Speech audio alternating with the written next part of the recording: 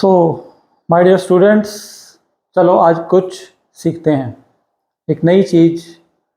Mathematics में एक बहुत ही इम्पोर्टेंट टॉपिक है जिससे बच्चे बहुत डरते हैं। उनको ये लगता है कि ये एक हवा है और उस टॉपिक का नाम है ट्रिग्नोमेट्री। जब आप क्लास 10th में जाते हैं तो ट्रिग्नोमेट्री का कुछ बेस शुरू होता है और फिर जब आप 11th में नॉन मेडिकल लेते हैं और आप मैथ्स पढ़ते हैं या आर्ट्स के साथ मैथ्स पढ़ते हैं तो आप देखते हैं कि उसके अंदर ट्रिग्नोमेट्री बहुत ज़्यादा एडवांस में आ जाती है। और फिर ताउम्र जब तक आप पढ़ते हैं ट्रिग्नोमेट्री आपका पीछा नहीं छोड़ती। ठीक है, तो ट्रिग्नोमेट्री कोई भूत नहीं है। ट्रिग्नोमेट्री बहुत ही आसान है, बहुत ही आसान है अगर आप उसको बेसिक मेथड से सीखना शुरू करें। तो चलिए आज कुछ ट्रिग्नोमेट्री के बारे में सीखते हैं।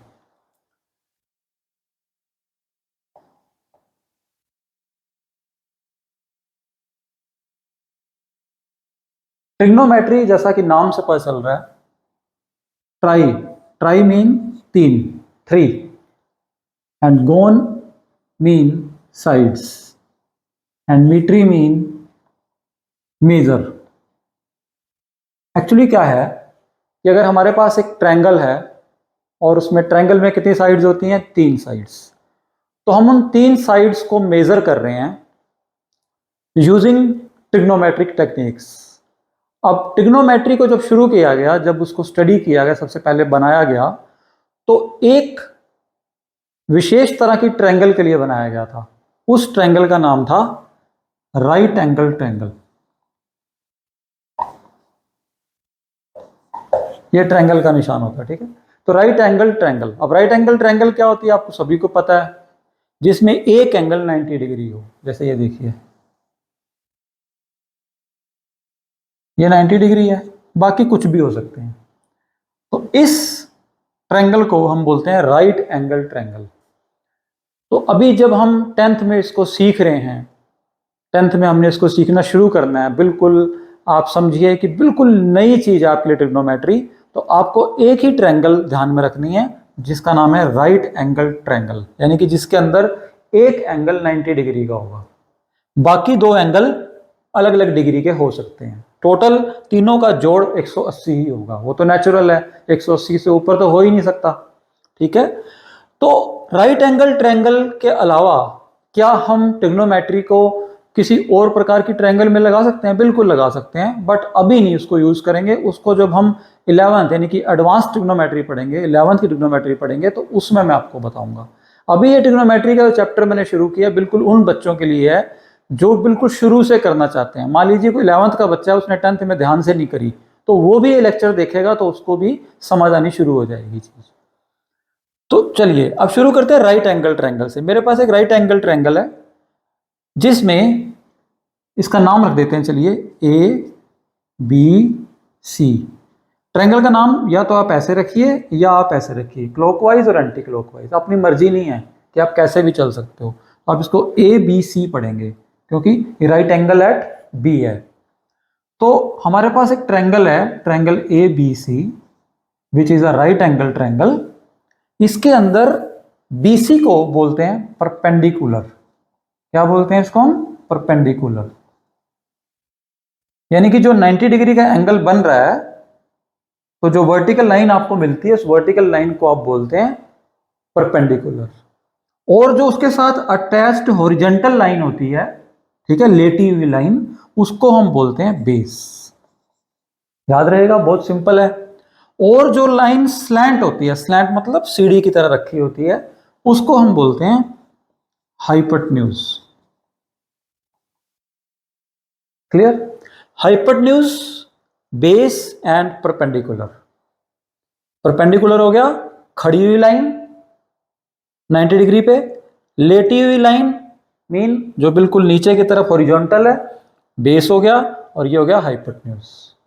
इस ट्रायंगल को आप घुमाएंगे तो जो BC है वो बेस बन जाएगा, AB जो है वो परपेंडिकुलर बन जाएगा। घुमा भी सकते हो आप, but hypotenuse will never change. देखिए आप, है ना कमाल की चीज, हाइपोटेन्यूज चेंज नहीं होने वाला है।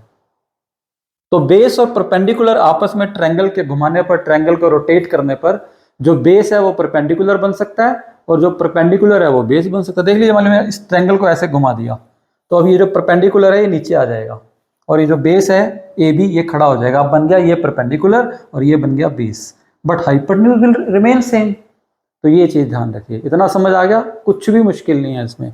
तो क्या बताया मैंने कि हमने अगर ट्रिग्नोमेट्री समझनी है, हम एक राइट एंगल ट्रायंगल लेते हैं जिसमें एक एंगल 90 डिग्री है, बाकी दो एंगल अलग अलग हो सकते हैं। ठीक, तो अब इस ट्रायंगल के अंदर इस खड़ी हुई लाइन को बोलते हैं परपेंडिकुलर, इस लेटी हुई लाइन को बोलते हैं बेस, और इस स्लैंट सीढ़ी जैसी लाइन को बोलते हैं हाइपोटेन्यूज। और मैंने ये भी बताया कि अगर आप ट्रायंगल को घुमा दें तो जो परपेंडिकुलर है वो नीचे आ जाएगा, वो बेस बन जाएगा, बेस परपेंडिकुलर बन जाएगा और हाइपोटेन्यूज ही रहेगा। इतना तो आपको क्लियर हो गया होगा। चलिए, तो अब इसके बाद आगे चलते हैं। अब ट्रिग्नोमेट्री यहां पर कैसे काम करेगी, आप एक चीज देखिए। मान लीजिए मेरे परपेंडिकुलर, अब देखिए, हाँ उससे पहले ये जो एंगल आप देख रहे हो, ये वाला एंगल, इस एंगल का नाम बता सकते हैं आप? बड़ा आसान है, बी ए सी या सी ए बी, कुछ भी कह लीजिए आप, है ना।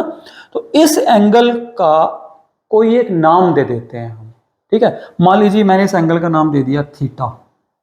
जरूरी नहीं है कि थीटा देना है, कुछ भी दे सकते हो, अल्फा बीटा गामा थीटा, जो मर्जी।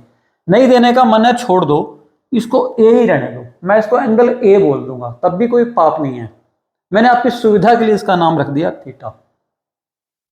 अब जरा सोच के बताओ और देखो, आपको दिख भी रहा है थीटा एंगल कौन सी दो साइड्स के बीच में है? बेस और हाइपोटेन्यूज, याद रखना है, बेस और हाइपोटेन्यूज के बीच में थीटा एंगल आ रहा है। अगर आप इस ट्रायंगल को घुमाते हो, इस ट्रायंगल को घुमा दीजिए, तो देखिए ये नई ट्रायंगल बन जाएगी। ये आपका बी इधर आ जाएगा, सी यहां पे आ जाएगा। ठीक है, ये आपने ऐसे कर दिया। जब आपने ऐसे करा तो ये आपका इधर हो जाएगा और ये ऐसे हो जाएगा। क्लियर? तो ये आपका हो गया ए। अब आपका 90 डिग्री हो गया बी, है ना, वो तो वही रहा। और ये वाला एंगल अब आपका बन गया थीटा। अब इसको थीटा कह रहा हूं मैं। समझ आ गई है बात आपको? ये कि पहले मैंने बोला था बेस और हाइपोटेन्यूज के बीच का एंगल थीटा मान लिया, यहां भी तो यही हो रहा है, बेस और हाइपोटेन्यूज के बीच का एंगल थीटा मान लिया। या और सिंपल शब्दों में, ट्रिग्नोमेट्री के अंदर ये बात ध्यान रखनी है, आगे बताऊंगा क्यों बता रहा हूं मैं आपको। ये 90 डिग्री के सामने जो एंगल होता है, 90 डिग्री के सामने जो एंगल होता है, सारी ट्रिग्नोमेट्री उसी के ऊपर आधारित होती है। अभी पता चलेगा कैसे। क्या बोला है मैंने? 90 डिग्री के सामने वाला जो एंगल है, ट्रिग्नोमेट्री के जितने भी फार्मूलेज, जितने भी रेशियोज होंगे, वो उसी एंगल के ऊपर डिपेंडेंट होते हैं। तो ट्रिग्नोमेट्री के अंदर एक ही ट्रायंगल को आपने ध्यान में रखना है। वो कौन सी ट्रायंगल है? Right angle triangle. ठीक है,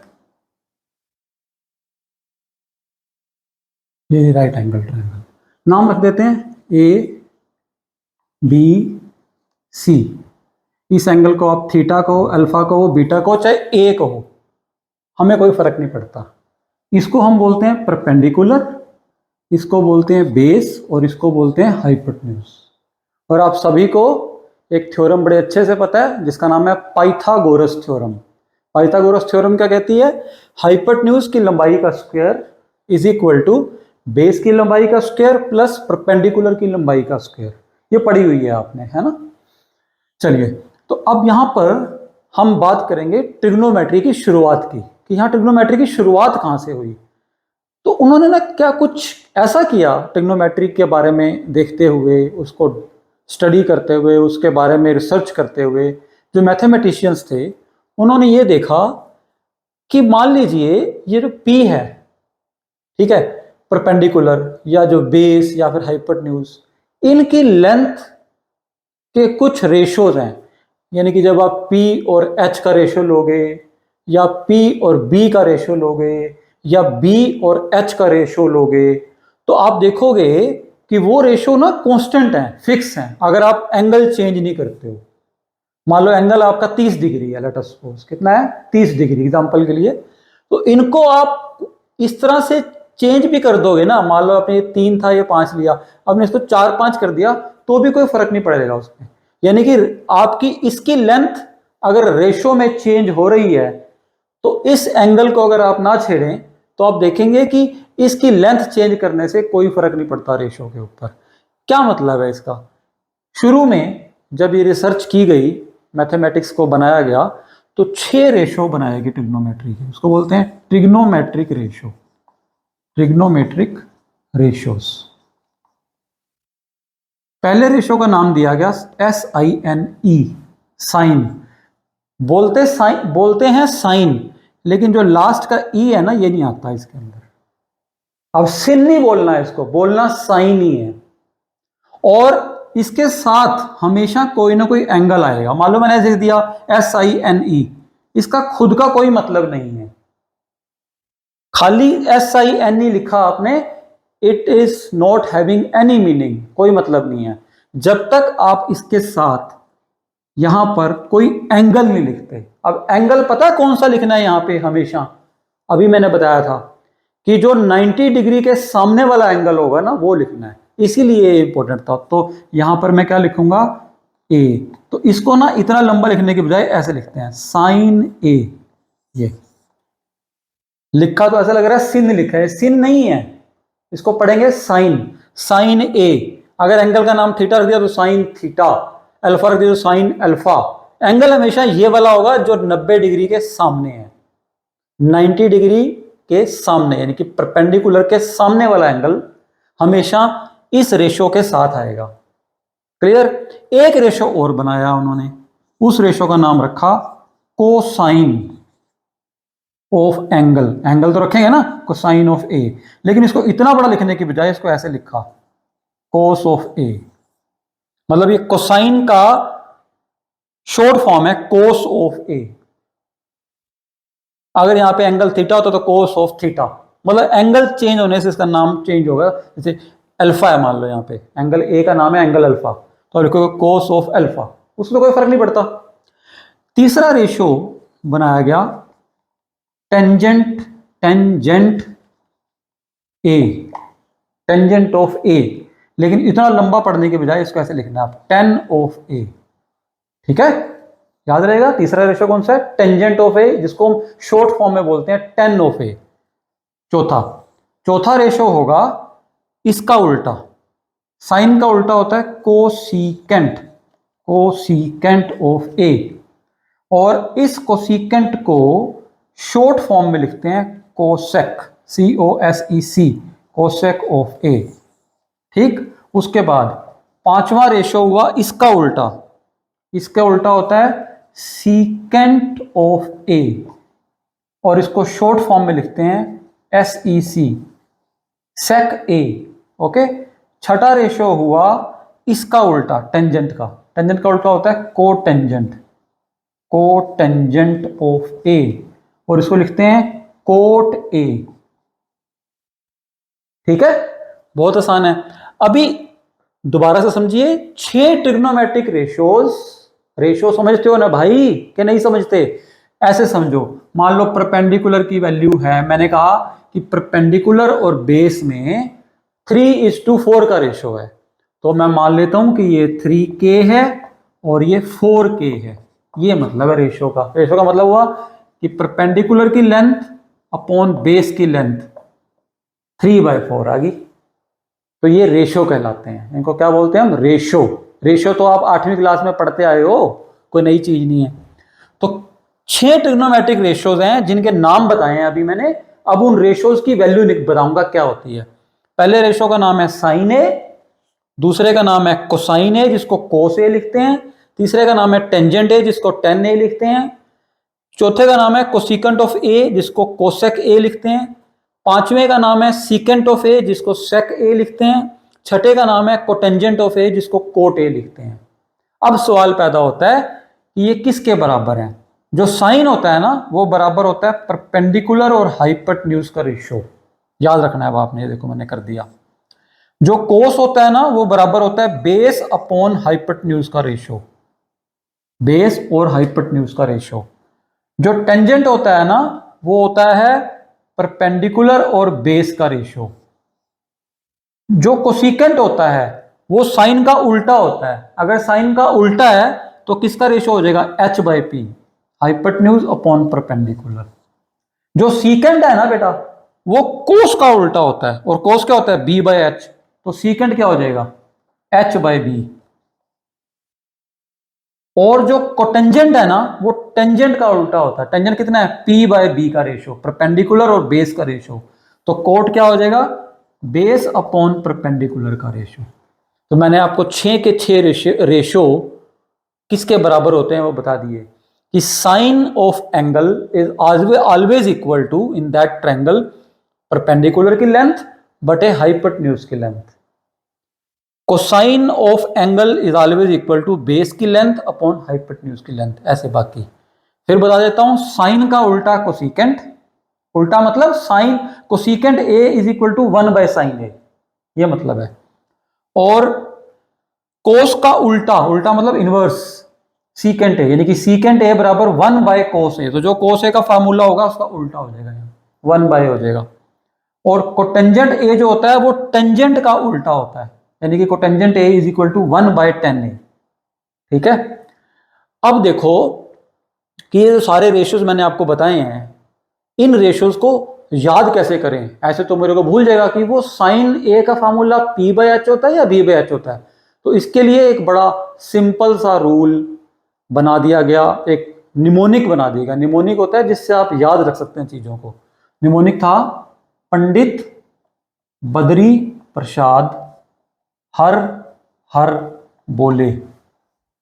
पंडित बद्री प्रसाद पहला लेटर, हर हर बोले पहला लेटर उनका। तो इसको बोल दिया साइन, इसको बोल दिया कोस, और इसको बोल दिया टेन। नेचुरली साथ में एंगल आएगा, जिस एंगल के लिए आप ले रहे हो। खाली साइन कोस टेन की कोई वैल्यू नहीं है, यहां पे हम लिख देते हैं ए। अब आप कहोगे ये तीन तो याद करा दिए, पंडित बद्री प्रसाद हर हर बोले, तो भैया इन तीन को कौन याद कराएगा, कोसिकेंट, सीकेंट और कोट याद करने की जरूरत ही नहीं है। क्यों, मुझे सिर्फ इतना पता होना चाहिए कि कोसिकेंट किसका इनवर्स होता है, किसका उल्टा होता है, किसका 1 होता है, साइन का, तो बस h/p हो जाएगा, ये आ गया h/p। सीकेंट किसका उल्टा होता है, किसका 1 होता है, सीकेंट कोस का, तो कोस क्या होता है, b/h, उल्टा क्या हो जाएगा, h/b। ऐसे ही कोट हो जाएगा b/p, क्योंकि वो टेंजेंट का उल्टा होता है। तो कितना आसान है। तो इस फार्मूला से, इस निमोनिक से आप याद रख सकते हो कि साइन कोस टेन के फार्मूले क्या हैं। ये तो सिर्फ एक बार याद रखने के लिए। जैसे ही आप बार बार 10, 15, 20, 25 सवाल कर लोगे, आपको यूं ही याद हो जाएगा कि साइन ए का फार्मूला क्या होता है, कोस ए का फार्मूला क्या होता है, टेन ए का फार्मूला क्या होता है। अभी यहां पर एक ट्विस्ट, अभी तक आपको ये समझ आ गया मैं क्या बता रहा हूं। मान लीजिए इसी चित्र के अंदर मैं आपको ये पूछता हूं कि मुझे ना साइन ए नहीं निकालना, ध्यान से सुनना मेरी बात को, मुझे साइन ए नहीं निकालना, मुझे साइन सी निकालना है। ठीक है, निकाल देंगे, क्या दिक्कत है। तो अगर मैं आपसे पूछूं कि साइन सी कितना होगा, अभी देखना आप कमाल की चीज। मैंने क्या बताया था, साइन का फार्मूला क्या होता है, p/h। लेकिन जब सी की बात आ रही है तो इसका मतलब परपेंडिकुलर के सामने वाला एंगल हमने यहां लेना होता है। देख लो, परपेंडिकुलर के सामने वाला एंगल यहां लेना है। तो इसका मतलब ये क्या बन गया, बेस, बेस बन गया परपेंडिकुलर। तो परपेंडिकुलर यानी कि बेस आपका है ना, ये वाला परपेंडिकुलर बन गया। तो अब हो जाएगा AB upon BC, sorry AB upon AC, perpendicular upon hypotenuse. अब देखो फर्क क्या है, फार्मूला तो वही है, परपेंडिकुलर अपॉन हाइपोटेन्यूज, यहां भी वही है, लेकिन अब उसका नाम बदल गया ना। पहले परपेंडिकुलर कौन है इस ट्रायंगल में, जब आप एंगल ए लेते हो यहां साथ में, जब आपने साथ में यहां पे ए लिया तो परपेंडिकुलर का नाम है BC, ठीक है। लेकिन अब जब आपने यहां पे एंगल C लिया तो एंगल C लेते ही परपेंडिकुलर ये वाला हो गया, क्योंकि इस एंगल के सामने हमेशा परपेंडिकुलर होता है एज पर ट्रिग्नोमेट्रिक रेशियो, ये ध्यान रखना है आपने। तो समझ आ गई ये वाली बात, बस। तो इस तरह से आप देख रहे हो, एंगल अगर यहां ये वाला ले लिया तो ये रेशियोज चेंज हो जाते हैं। जो परपेंडिकुलर है वो बेस, बेस जो है वो परपेंडिकुलर बन जाता है, हाइपोटेन्यूज पे कोई प्रभाव नहीं पड़ता। यही बात मैं आपको इसलिए शुरू में बता रहा था कि ये एंगल इंपॉर्टेंट है जो 90 डिग्री के सामने है, परपेंडिकुलर के सामने है। ये परपेंडिकुलर है ना, इसके सामने ये एंगल है। अगर मैंने इस एंगल के ऊपर रेशो निकालने हैं तो मुझे परपेंडिकुलर इसको मानना पड़ेगा, क्योंकि ट्रिग्नोमेट्रिक रेशो के साथ वही एंगल लिखा जाता है जो परपेंडिकुलर के सामने होता है। इसका मतलब इसको परपेंडिकुलर बनाना पड़ेगा। अगर ये परपेंडिकुलर बन गया तो ये क्या बन जाएगा, बेस, और ये बेस हो गया, ये परपेंडिकुलर हो गया, ये हाइपोटेन्यूज हो गया। हाइपोटेन्यूज तो सेम रहेगी। समझ आ गया आपको? ये चीज बड़ी आसान है। तो चलिए अब क्या करते हैं, हम एक सवाल लेके चलते हैं ट्रिग्नोमेट्री का, जिससे आपको और चीजें क्लियर होंगी। तो एक सवाल लेते हैं कि if tangent of A equal to 4/3, ये दिया हुआ है हमें, फाइंड ऑल ट्रिग्नोमेट्रिक रेशोज। कहता है टेंजेंट ए की वैल्यू आपको 4/3 दे दी उसने कहा बाकी ट्रिग्नोमेट्रिक रेशो निकालो। जरा पहले बाकी ट्रिग्नोमेट्रिक रेशोज के नाम बता देते हैं। पहला रेशो होता है साइन, दूसरा कोस, तीसरा टेन, फिर साइन का उल्टा कोसिकेंट। बार बार बोलेंगे तो हमें याद हो जाएगा। कोस का उल्टा सीकेंट यानी कि सेक, और टेंजेंट का उल्टा कोट। ठीक है। अब टेंजेंट ए बराबर 4/3 दिया है, इसका क्या मतलब है? ये देखो, एक ट्रायंगल बनाते हैं, अभी आपको समझ आ जाएगा।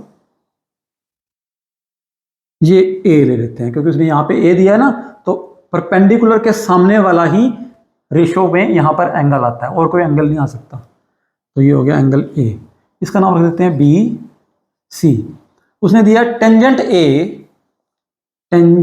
ए बराबर 4/3।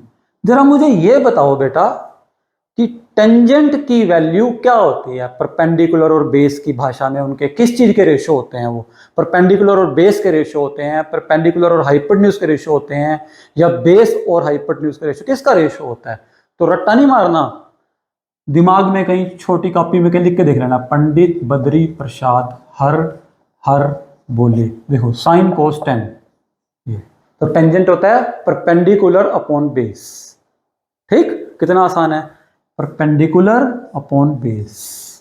ठीक, अभी आप फटाफट लिख दोगे परपेंडिकुलर बराबर 4, बेस बराबर 3। नहीं, ये रेशो है तो आपको मानना पड़ेगा। लेट, अब परपेंडिकुलर का नाम बता दो जरा क्या है बेटे इस समय। अगर ये एंगल ए है, इसके सामने का परपेंडिकुलर होगा, क्या होगा वो? बी सी, और बेस क्या है? A B. ठीक है, तो let B C equal to 4K and A B equal to 3K। तभी तो रेशियो लेंगे ना हम, कहा के से के कट जाएगा तो 4/3 रेशियो में आ गया वो। ठीक है, तो 4/3 दिया हुआ, ये नहीं कहा कि परपेंडिकुलर 4 के बराबर है। के की वैल्यू के ऊपर डिपेंड करेगा, के 1 2 3 वगैरह कुछ भी हो सकता है, क्योंकि मैंने बताया था कि अगर एंगल चेंज ना हो तो इस लेंथ से कोई फर्क नहीं पड़ेगा, एंगल चेंज नहीं होना चाहिए बस। तो बी सी 4K, ए बी 3K मान लिया हमने। चलिए, तो बी सी हो गया 4K और ए बी हो गया 3K। अभी देखो, मुझे अगर ट्रिग्नोमेट्रिक रेशियोज निकालने हैं तो एक तीसरी साइड मुझे चाहिए, नहीं तो मैं निकाल नहीं सकता, क्योंकि कहीं ना कहीं हाइपोटेन्यूज आ रहा है। देखो यहां भी आ रहा है, यहां भी आ रहा है, कोसिकेंट सीकेंट में भी आएगा ना। तो इसीलिए मुझे पहले ये हाइपोटेन्यूज निकालना पड़ेगा। तो आप में से कोई बता सकता है कि बेस दिया हुआ है, परपेंडिकुलर दिया हुआ है, हाइपोटेन्यूज निकालना है, क्या तरीका है? बड़ा आसान है, 8वीं का तरीका, 9वीं का तरीका, पाइथागोरस थ्योरम लगाएंगे। तो पाइथागोरस थ्योरम ये कहती है क्या? ए बी का स्क्वायर प्लस बी सी का स्क्वायर, बेस का स्क्वायर प्लस परपेंडिकुलर का square is equal to hypotenuse का स्क्वायर। बोलो, समझ आ गया ये? ठीक है, A B, what is A B? 3K, 3K का स्क्वायर प्लस बी सी कितना है? 4K, 4K का square is equal to A C square. ये हो गया 9K स्क्वायर, ये हो गया 16K square is equal to A C square. ये हो गया 16 जमा 9 25K square is equal to A C square, है ना। अब ए सी स्क्वायर इतना है तो ए सी कितना हो जाएगा? 25K स्क्वायर का अंडर रूट, है ना। जब यहां से स्क्वायर हटाते हैं तो अंडर रूट आ जाता है। ठीक है, अब ए सी बराबर 25 का अंडर रूट 5, K स्क्वायर का अंडर रूट K, तो ए सी बराबर आ गया 5K। तो लो जी, AC आपका 5K है, BC आपका 4K है और AB आपका 3K है, यानी कि परपेंडिकुलर की वैल्यू 4K, बेस की वैल्यू 3K और हाइपोटेन्यूज की वैल्यू 5K। बस अब रेशोज निकालने हैं। चलो जी, साइन ए क्या होता है बेटे, देखो P/H, P/H, P क्या है हमारा BC अपॉन H क्या है AC। What is BC 4K और H क्या है 5K, K से K कैंसल, 4/5। लो जी, साइन ए की वैल्यू आ गई 4/5, एक रेशो निकल गया। अब रह गया टेंजेंट तो दिया ही हुआ था ना, अब और देखते हैं बाकी। कोस ए क्या होता है देखो बेटा, B/H। तो B क्या आपका AB और H क्या आपका AC है ना, और AB कितना है 3K और AC कितना है 5K, K से K कट गया, 3/5। चलो साइन कोस 10 तो दिया ही हुआ है। अब आ गया साइन का उल्टा, कोसेक ऑफ ए क्या होगा H/P, कुछ भी रट्टा नहीं मारना, सब कुछ दिमाग में। H/P का मतलब AC upon BC, AC H है ना आपका और BC जो है वो P है, तो ए उल्टा हो जाएगा 5K/4K, K से K कट गया, 5/4। उसके बाद कोस का उल्टा सेक ए होगा H/B, H क्या है हमारा AC और B क्या है हमारा बेस AB, यहीं से कर दो उल्टा बेशक, AC/AB। तो 5K अपॉन 3K कट गया, 5/3। एक रह गया आपका टेंजेंट, टेंजेंट तो दिया हो, सॉरी, कोट ऑफ ए क्या होगा टेंजेंट का उल्टा, यानी कि B/P, और B क्या आपका AB और वो है BC, और AB है आपका 3K और वो है 4K, कट गया 3/4। लो जी, 1 2 3 4 5, 5 के 5 रेशियो आपके आ गए ट्रिग्नोमेट्री के। कितना आसान सवाल है, ठीक है। अभी देखिए, अब इसी सवाल के अंदर मैं कुछ ट्विस्ट डाल देता हूं। मैं कहता हूं मैं अभी ट्रिग्नोमेट्रिक रेशियोज निकाल के खुश नहीं हूं, मुझे टेंजेंट ए दिया हुआ है, टेंजेंट ए की मदद से मैंने ये रख के मान के मैंने हाइपोटेन्यूज निकाल लिया, मेरे पास तीनों साइड्स आ चुकी हैं। मेरा मन ये कहता है कि मुझे साइन ए नहीं चाहिए, मुझे कोस ए नहीं चाहिए, मुझे कोसिकेंट ए नहीं चाहिए, मुझे ए की जगह सी पे निकालना है साइन। तो फर्क पड़ेगा, बड़ा आसान है। एक एग्जांपल देता हूं, बाकी आप पांचों रेशो खुद निकालना। साइन ऑफ सी, कौन बताएगा साइन ऑफ सी क्या होगा? देखिए साइन ऑफ सी, अब ये एंगल लेना है। जब ये एंगल यहां पर आ जाता है रेशो के साथ, तो उसके सामने वाली भुजा, उसके सामने वाली साइड परपेंडिकुलर बन जाती है। क्या बन जाती है? परपेंडिकुलर। साइन सी का फार्मूला क्या होता है? Perpendicular by hypotenuse. लेकिन अब परपेंडिकुलर ये नहीं है, अब परपेंडिकुलर ये बन गया है, क्योंकि एंगल के सामने की साइड परपेंडिकुलर होती है हमेशा। अगर रेशो यहाँ पे जो रेशो के साथ जो एंगल आ रहा है ट्रिग्नोमेट्रिक रेशो के साथ, वो एंगल के सामने परपेंडिकुलर होता है हमेशा, तो ये परपेंडिकुलर बन गया। अब तो अब परपेंडिकुलर का नाम हो गया ए बी। हाइपोटेन्यूज तो सेम ही रहेगी, A C. A B upon A C, what is A B? 5K, and what is AC? Sorry, AB is 3K, not 5K, 3K, and what is AC? 5K। Cut गया 3/5। तो देखो sign C की value आई है 3/5 और sign A की value आई है 4/5। फर्क हो गया ना। ऐसे आप कोस A निकालना है ना, कोस C भी निकाल सकते हो। तो कोस C निकालने के लिए ये आपका परपेंडिकुलर, तो ये आपका बेस बन जाएगा, है ना, क्योंकि हमने ट्रायंगल घुमा दिया ना। सी के सामने परपेंडिकुलर होता है, ये परपेंडिकुलर हाइपोटेन्यूज होती है, क्या बच गया? बेस ही बच गया। उसके हिसाब से आप ये भी निकाल सकते हो, ये भी निकाल सकते हो, ये भी निकाल सकते हो, बस। तो अगर ऐसे सवाल आए तो आप इस तरह से भी कर सकते हैं। तो मेरे ख्याल से अब आपको समझ आ गया होगा। एक बार सम अप कर देते हैं कि ट्रिग्नोमेट्री के अंदर ट्रिगोनोमेट्री यानी कि 3 साइड्स का measurement with the help of angle, और अभी हम राइट एंगल ट्रायंगल की बात कर रहे हैं, जिसमें एक एंगल 90 डिग्री होता है हमेशा। उसी के ऊपर ट्रिग्नोमेट्री भी हम स्टडी करेंगे, +1 में इसको चेंज भी करेंगे हम।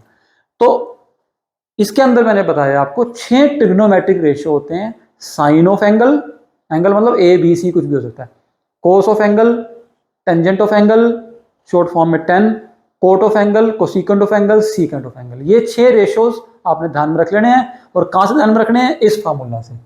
पंडित बद्री प्रसाद हर हर बोले तो साइन कोस tan। अब इनके उल्टे कर दो, साइन का उल्टा कोसिकेंट, कोस का उल्टा सीकेंट। उल्टे का मतलब होता है बेटे कि अगर मैंने लिखा है ना कोसिकेंट ए, इसका मतलब है 1/sin ए। अगर मैंने लिखा सीकेंट ए, इसका मतलब 1/cos ए। उल्टे का मतलब 1/। और कोट ए का मतलब हो गया 1/tangent ऑफ ए। ठीक है, तो इससे आसान कुछ भी नहीं ट्रिग्नोमेट्री। अगर आपको यहां तक समझ आ गया तो कल हम और सवाल करेंगे जिससे नेक्स्ट लेक्चर में, जिससे कि आपको और ज्यादा क्लैरिटी बन जाए। Thank you very much.